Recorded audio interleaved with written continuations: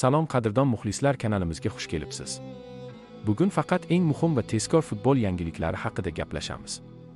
Bizni qo'llab-quvvatlash uchun obuna bo'lishni va like bosishni unutmang.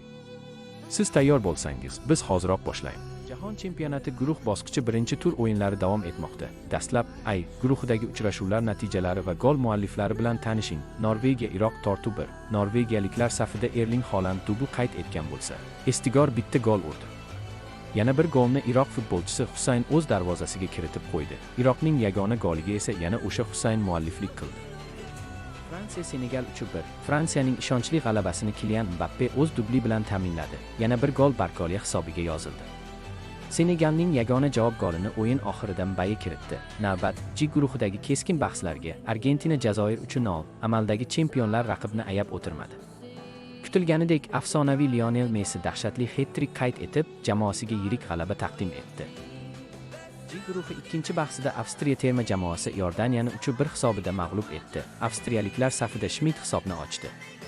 Penaltidan esa Arnautovic gol urgan bo'lsa, Iordaniya vakili Al-Arab o'z darvozasini ishg'ol qilib qo'ydi. Iordaniyaning yagona golini olvan urishga erishdi.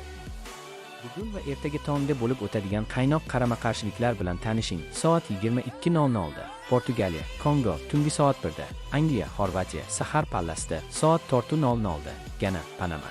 Ertalabki soat 7 da, O'zbekiston, Kolumbiya. Vatandoshlarimizga Kolumbiyaga qarshi bahsda omad tilaymiz. O'yinlarni o'tkazib yubormang. Jahon chempionati tezkor yangiliklarni birinchilardan bo'lib bizni kanalda xabardor bo'ling. Buning uchun kanalga obuna bo'ling. Messi jahon chempionatining eng yaxshi topurariga aylandi.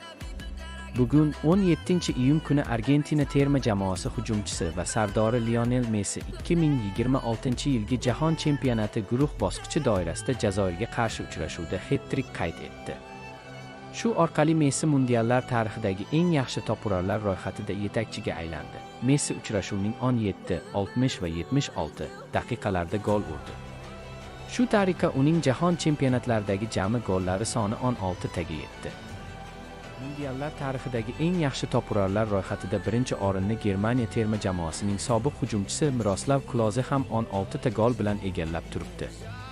Shu tariqa Argentina terma jamoasi birinchi turdan so'ng G guruhi yetakchisiga aylandi. Endilikda amaldagi chempionlar navbatdagi uchrashuvini joriy yilning 22-iyun kuni Avstriyaga qarshi o'tkazadi.